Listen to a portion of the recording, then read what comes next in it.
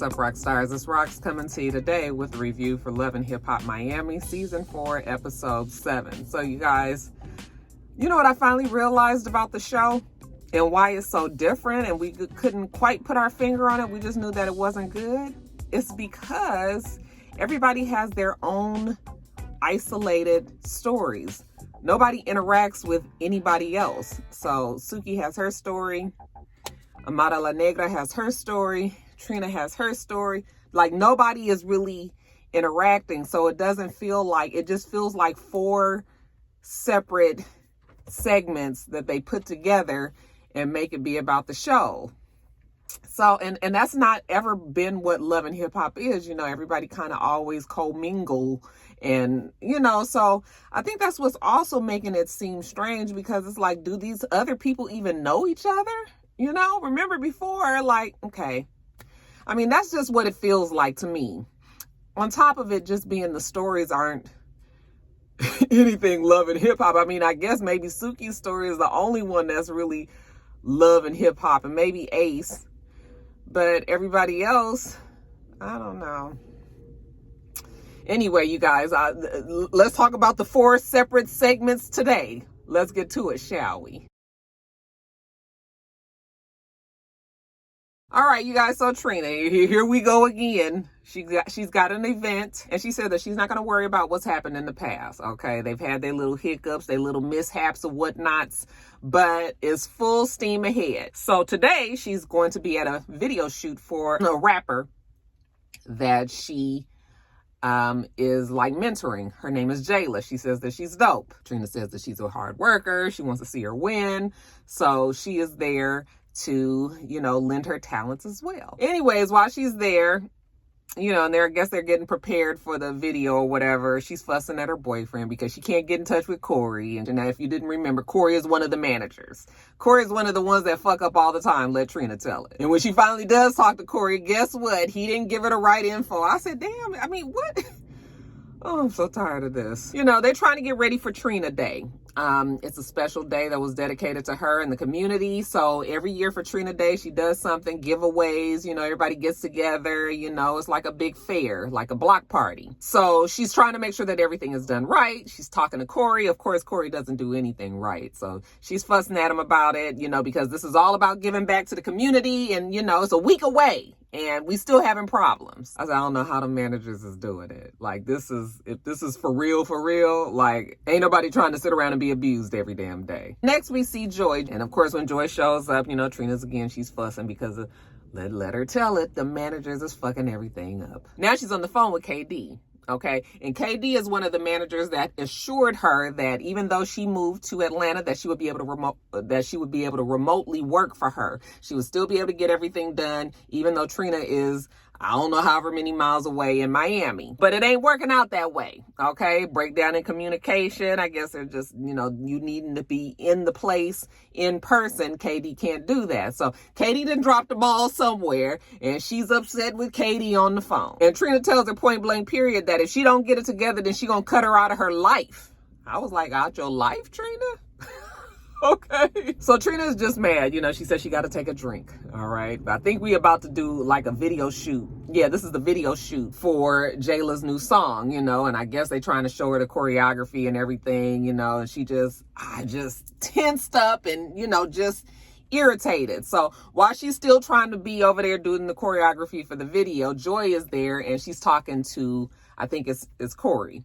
And, you know, Corey is just sort of like shaking his head like, like ain't gonna be too many more of these, you know, unprepared managers that Trina swear that he is, you know. And Joy was like, I just think that, you know, she has a lot on her. She's, you know, depression, anxiety, you know, ever since her mother died, she feels like everything is like pressure on Trina is building up and she, you know, she just tends to blow up at whoever's the closest to her. So unfortunately, it's the managers, it's her boyfriend, you know.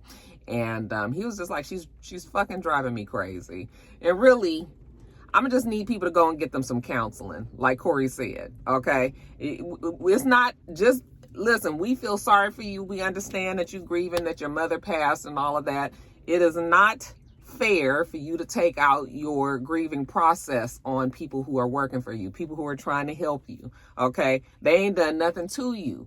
And so for you to come out every day and want to use them as target practice, or want to use them to beat up on them, to talk down to them, to cuss them out, you know, like nobody is trying to do that. Even if you paying them, nobody is trying to do that. All right. So I'm going to need you to, you know, be the grown up that you are and realize that there are some problems there and that you're going to have to go and sit down with a therapist that can kind of help you figure out these things. All right. Maybe she doesn't realize that she's doing it, but if she's looking at this season, she got to know, because every single episode she's yelling and fussing.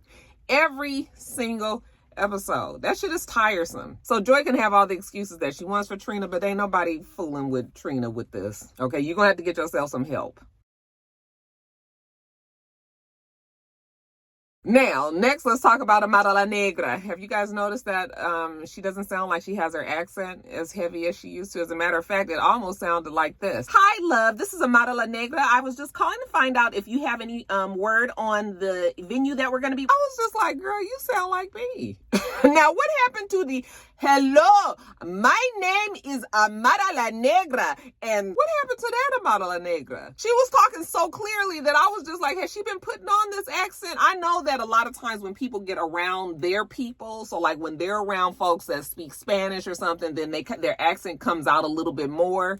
But I was just shocked when I was listening to her talking to the people on the phone. I was just like, this doesn't sound like what's going on here. She's working on the video for Muévete, and then she was just like, me and Alan are good. We're not great, but we talk every day. But the fact that they're, you know, far away from each other doesn't help. She does still have her Airbnbs in the DR, so that's the business that I guess they are running together, or he's helping her out on while she's away. That relationship with Alan is pretty much a wrap. But anyways, you guys, Madala Negra is at home with her mom, and she was just like, what's wrong? And her mom was like, oh, I know feel good. Her mom hasn't been feeling well. She said that she's been having a headache and that her stomach is upset. My mom has bad health. She has high blood pressure. She has diabetes. She has high cholesterol. Basically, the lady been eating wrong. And because Madala Negra has been so busy with her business and everything that she's trying to do as an independent artist, she hasn't been paying attention to much of what her mother has been eating. But listen, no more. Madala Negra means business. So she gets the trash bag and she goes and she clears out the pantry that her mom has all her junk food. Every time I leave the house, my mom is eating some unhealthy food. I would love to see my mom eat some fish or vegetable. Mira, if you're not going to take care of yourself, I am going to do it for you. No more chocolate cakes and kira casa. No carrot cake, no donuts, no ice cream, no bread, no mira apple pie. Why are you eating apple pie? You can't. You are diabetic, and that's one more thing. I don't want no more bread in casa. Everybody is overweight. We have to take care of ourselves. Her mama was like, well, what I'm supposed to be eating in the morning? I don't know, mama. You're going to have to figure it out. Okay, take this to the trash. Gives it to her mother. And her mom go walking outside. I was like, Madala Negra done turned into the mama, and the mama done turned into the child. But evidently, her mother hasn't been feeling well for a long time. Enough for Madala Negra to finally take her to the doctor. And the doctor has the mom on the table, and he's examining her. And, you know, she tells, Madala Negra tells him that she hasn't been taking her medicine. And he was just like, what? You can die. You know, the doctor ain't got much patience for this shit. He was just like, what you mean she ain't been taking her medicine? The poor mom, her hands are shaking. He said, look, she ain't taking care of her health. She's not taking care of herself. Like, you know, she's not doing what she's supposed to do. And Madala Negra was like, yes, doctor, I know that. Listen, I need to talk to you because I have 3 weeks I don't get my period. And the doctor is just looking at her. She's like, oh, I can't tell her that I'm pregnant. She said she saw Alan 5 weeks ago, and yeah, now that she's 3 weeks late, you know, it all makes sense. But I was like, girl, why you can't just go take a pregnancy test? What you had to talk to the doctor about it for? They still sell pregnancy tests in the stores, right? So dramatic. So now I presume Madala Negra is worried about her career and the fact that if she is indeed pregnant, what this baby will do to it. So later on we see her and she says, the pressure has not let up yet. I'm still shooting my video for Blvd. My mom's health issues still haven't gotten better. And I haven't told Alan that I might be pregnant because I don't know. She sees her mom. Her mom is cleaning outside on the deck in that god-awful house. That house is so horribly decorated. Oh my God. Did you guys see when she was sitting at that desk and it was all that big little... I was like, what the fuck is all... That shit is scary. I would be afraid. There's so much velvet and so much gold and so much, you know, all of this. And it's so ornate, child. I don't understand. Her mom was cleaning up. She was like, Mom, you're supposed to be resting. Okay, give me that. Tells the mama to go sit down. And then she tells us that the dad, she already did nurse her dad back to good health. So she sits down with her dad and she's telling him how, you know, her mom has been sick. I look at her and she was in the bed and she was shaking. You know, she didn't feel good. She was pale. So I take her to the doctor. And so that's what's going on. Okay. On top of that, she was just like, I don't know for sure, but, you know, I might be like 3 weeks pregnant. And he was just like, oh, congratulations. And she was just like, oh, don't say nothing. She don't want her mom to know. But she tells him all this because now she's really going to need his help, you know, because with the mom being sick, her possibly being pregnant, it's a lot of things that's about to change around there. She's really going to need her father to, you know, step in. And he was just like, oh, well, you know, now that he's feeling better, because he did get cured from his prostate cancer. And she's happy about that. But he was just like, yeah, you know, I found me a cute little snazzy little place down in the DR. So I was thinking about going back there. And she was just like, what?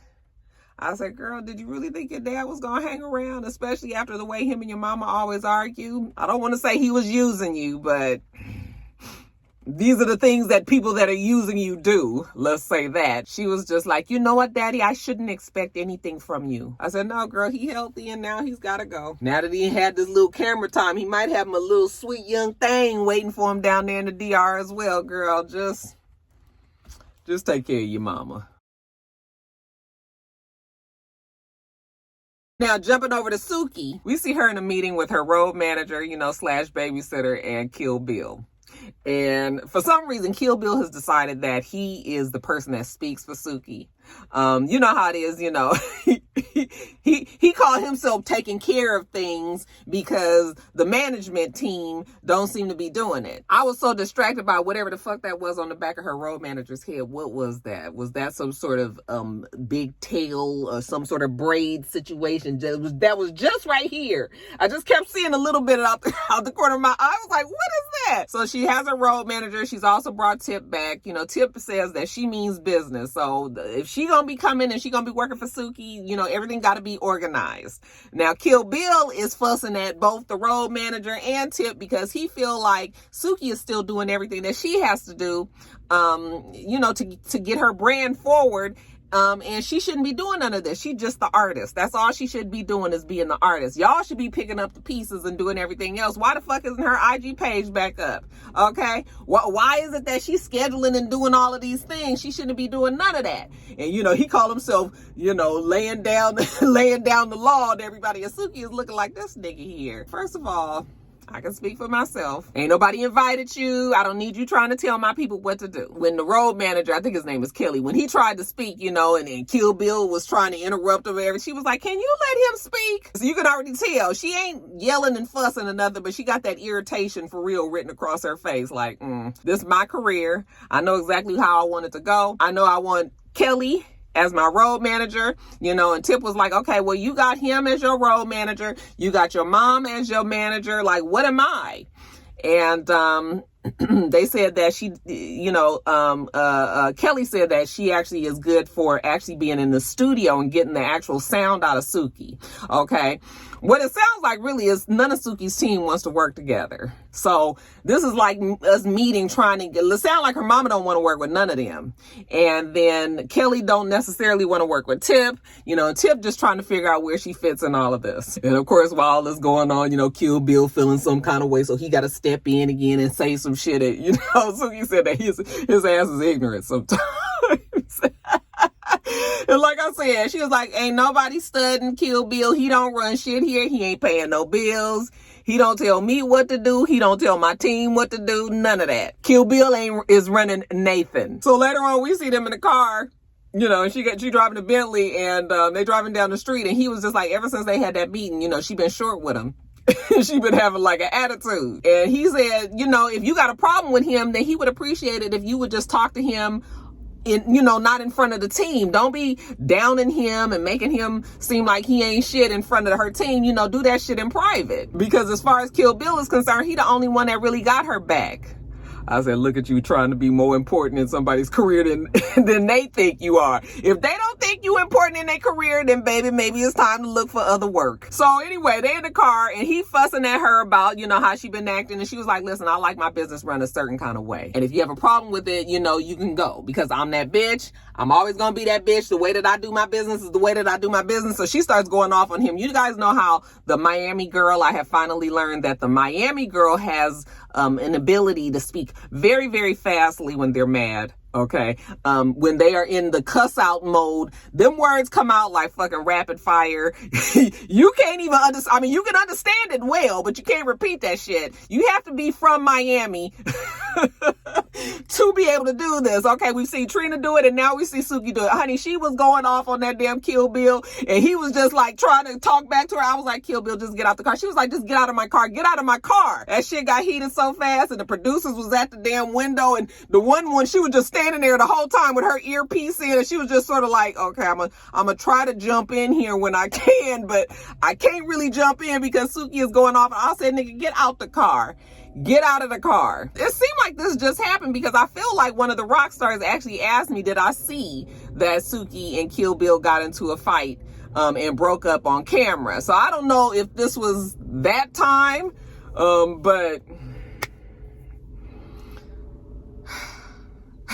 as of now, I guess Suki and Kill Bill are no longer together.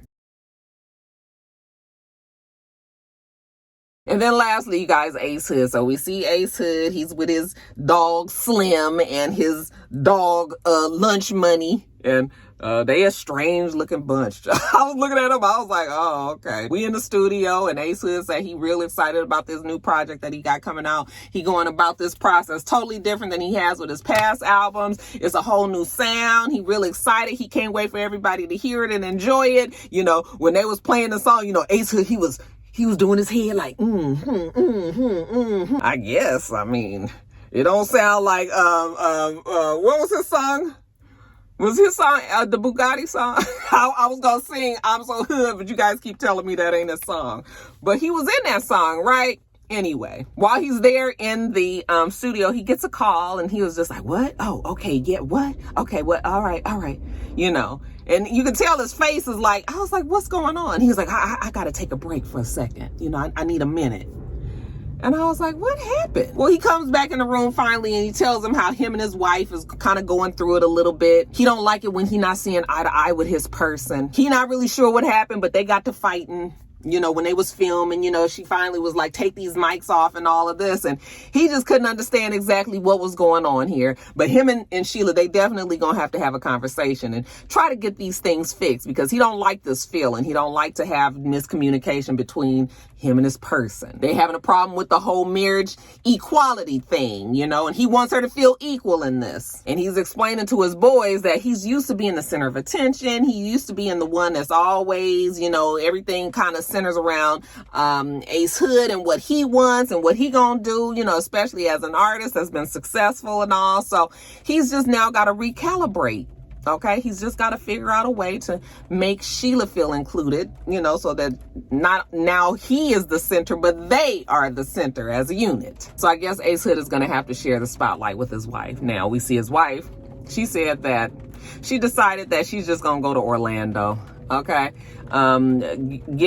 because she's big on self-care, and you know, she tells her followers and her fans and everything that, you know, you always got to put yourself first, and that is now what she is doing. She's going to Orlando. She's gonna hang out, have some me time, you know, and take care of her damn self. And she says that this trip is going to make her be a better version of herself. So while Sheila's down there in Orlando, or up there in Orlando, I guess Orlando's up from Miami, right? Ace Hood takes the time to go and have lunch at the Georgia Pig with his mom and his sister. And he's going to take this time to make sure that he just sets the clear boundaries because, you know, evidently Blondie done overstepped a little too much, and now she done threw Sheila's chakras and shit off, and now Sheila had to go down there and get herself redone and self-cared up and all of that. So let's just make sure that everybody understands their place again. His sister Toshiba is there, and she is actually the mother of the nephew that he mentors, that Xavier, that he was talking to in a couple of episodes ago. Anyways, you know, the mom was just like, so how'd you feel about the Mother's Day brunch? You was okay with that? He said that, well, you know what, the Mother's Day brunch was a little bit tense. And Blondie was just like, listen, I'm not trying to bring no tension. I came into the brunch and I was smiling and talking to everybody, and I went up to her and I see her and she looked me dead in my eyes and didn't say nothing. I walked near her and she makes every excuse not to say anything to me, and that's why I was upset. Blondie was upset, you guys. So then Ace tries to explain to her that, look, you've got Sheila all wrong, okay? I know you think that she goes deliberately out of her way to be mean to you or not speak to you or anything, and that's just really not how she is. She's not a bad person. She always means well. And, you know, you are really describing the situation incorrectly. Well, he doesn't say you're describing it incorrectly, because he says that everybody has their truth. The way that Sheila sees it is her truth. The way he sees it is his truth. And the way that Blondie sees it is her truth. Okay? But he's trying to explain to her exactly how Sheila really is. For you, Mom, you have to come off the defense. You cannot be defensive all the time. And Blondie was like, you know what? You're absolutely right. What did I say, Toshiba? I said that I need to come to you to make peace. I'm not trying to make people upset. Y'all always look at me like Mama ain't nobody to mess with. Mama don't play. Mama ain't nobody that you can just speak to. And Ace was like, because of your actions. She was like, you say because of my actions, but I don't get that part. Because just because I don't see it your way, I don't understand it your way, you can't fault. You can't fault me for that. I said, oh Lord, y'all done made Blondie cry. I was cracking up. That Blondie was so upset. I said, oh, Blondie, you getting called out, and she did not like it. Ace was like, Mom, I'm not faulting you for that. And she was just like, you say you're not faulting me for that, but everything you said was negative. He was like, Mom, this is what we need right here. This is what we need. Okay? And she was like, you say I'm trying to talk to you. I'm trying to talk to you, but Toshiba, you see what he's saying to me? I'm trying to... I was like... I cracked up the whole time. Nobody feel my pain. Nobody feel my hurt. Everybody want to judge Blondie. Blondie cocky. Blondie got too much attitude. Blondie is too outspoken. What do I be talking about? So he was just like, Mom, listen, the reason why this is so hard for you to swallow and understand is because we never had this kind of thing. Growing up, if anybody had anything to say, you tell them to shut up. You smack them in the mouth like they was not able to ever come at you and say that. And that's why this is so uncomfortable for you to have this conversation now. And even Toshiba tried to come in and was like, no, Mom, what we're just trying to say is, at the end of the day, we're one big unit, okay? That Blondie got her tissue. She was so upset. And she was like, Mom, you're not a bad person. Girl, that damn Blondie was over there like...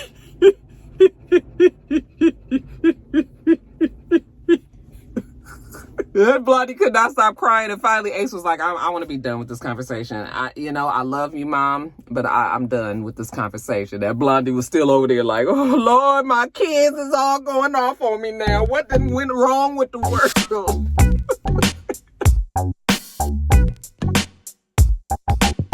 Anyway, you guys, let me get off of here. Yeah, loving hip hop is just whatever.